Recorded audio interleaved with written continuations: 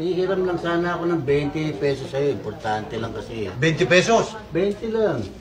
Ikaw, sinira na kasi yung Pagsahod ko, babayaran kita. 20? Oo. O ito, 10 piso lang. 10, 20 hiniram ko eh. Oo, wala akong kundi 10 lang.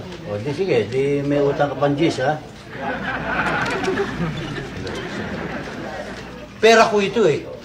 Go. Humihiram ka ng 20, wala akong 20. 10 lang ang pera ko eh. Ayan, 10. Makano ba hiniram ko? 20. O makano ito bibigay mo? 10. O para maging 20 ito, paano kulang? O di 10. O di kulang ka na 10. Saka mo na lang bayaran. Ako naman hindi nagmamadali. Oh.